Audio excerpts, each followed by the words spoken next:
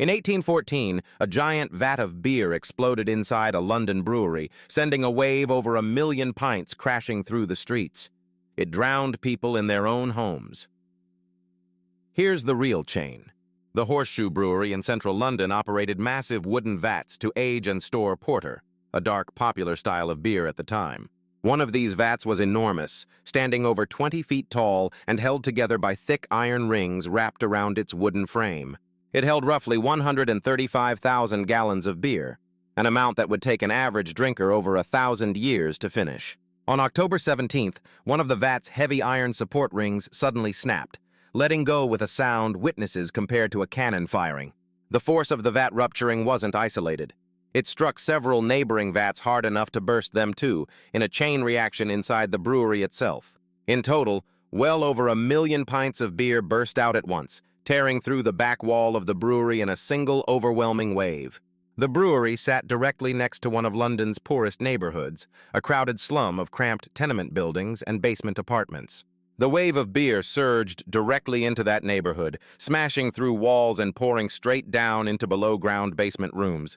Families living in those basement flats had almost no warning and no way to escape a flood coming from a direction nobody could have predicted. At least 8 people died, most of them drowned in their own homes, with several victims found in flooded basement rooms. In the chaos afterward, some accounts describe locals rushing outside with pots, cups, and anything they could find to salvage beer from the flooded streets. The brewery itself faced a coroner's inquest into the deaths, an unusually formal legal process for what most people assumed was simply a freak accident. The inquest ultimately ruled the disaster an act of God, and the brewery was not held financially or criminally liable for the deaths at all. Under the law of the time, industrial storage vessels simply weren't required to be inspected, tested, or certified before being filled to capacity. That legal gap didn't close quickly. For decades afterward, breweries and other industries continued building massive storage vessels with essentially no oversight. But the disaster stayed in institutional memory within the brewing and engineering trades, cited repeatedly whenever large vat failures happened elsewhere. As large-scale industrial storage became more common across many industries, later disasters and later laws began building directly on lessons first learned here. Engineering standards eventually emerged, requiring calculated stress limits for large storage vessels, accounting for the weight and pressure of their contents. Modern industrial codes require regular structural inspection of large tanks, mandatory safety margins, and monitored pressure limits before they're ever filled.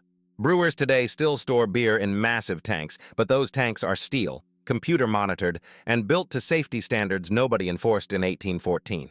The wooden vat method that failed that day was phased out of major breweries entirely over the following century, replaced by far more rigorously engineered storage. Every large storage tank inspected today, regardless of industry, exists inside a safety culture that traces part of its origin to a flood nobody was ever punished for. A brewery accident, dismissed at the time as an act of God, quietly became one of the earliest cautionary tales behind how the world builds big tanks today. Follow Forgotten Record for more Real Chains history.